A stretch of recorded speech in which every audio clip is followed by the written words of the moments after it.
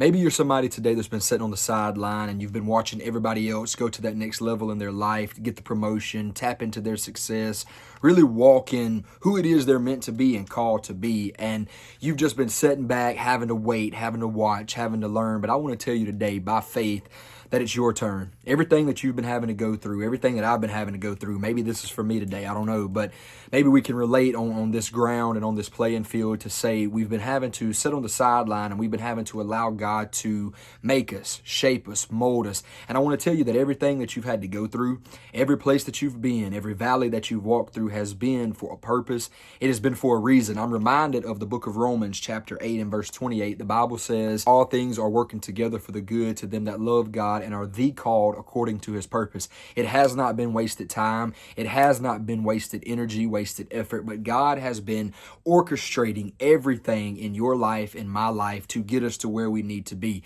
You can never step onto the scene when you're not ready and do what God has called you to do efficiently if you haven't been shaped, if you haven't been formed, if you haven't been prepared. I'm reminded of a man by the name of Joshua in the Bible.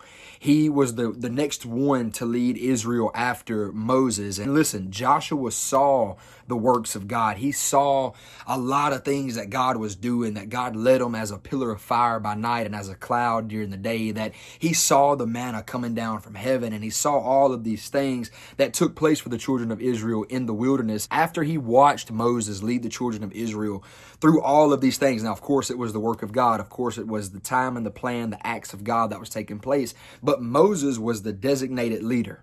And Joshua just had to sit back and he had to watch. I can't help but to imagine Joshua wanted to lead.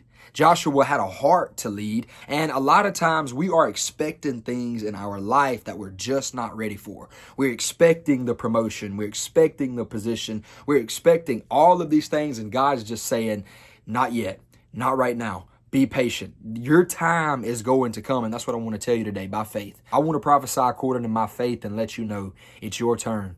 You are getting ready to walk into that place that God has genuinely called you to walk in according to his will and according to his way. So don't stress about it. Don't doubt it. Don't try to figure out where it's going to come from or how it's going to take place, but trust that God has an assignment for you.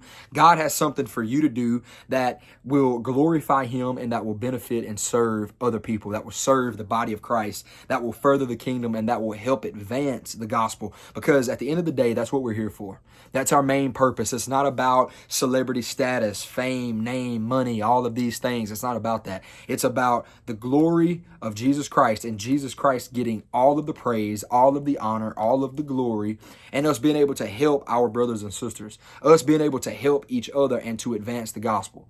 That is our mission. That is our purpose. And I'm asking God every single day of my life, and I pray that this is your prayer as well, that he will give us a heart of obedience. He will give us a heart of humility and meekness to serve and to do what he has called us to do and keep us in his will, his divine will. Because when you really understand the will of God for your life, and how do you know that? How do you understand the will of God for your life? It's going to come through intimacy with the Lord Jesus Christ, by reading your Bible, by prayer. When you begin to walk in that intimate relationship with Jesus, you'll understand the will of God for your life. And when you understand his will for your life, everything will begin to change. It's no longer about you. It's no longer about what you want, because I'm going to be honest, there's a lot of things that I want in my natural self, in my natural drive, ambition, goals, and dreams that I have as a natural person. And that's okay. That's fine to have, because the Bible says without a vision, a people perish. But it's our job to make sure we are keeping ourselves in check and keeping our heart aligned with the will of God,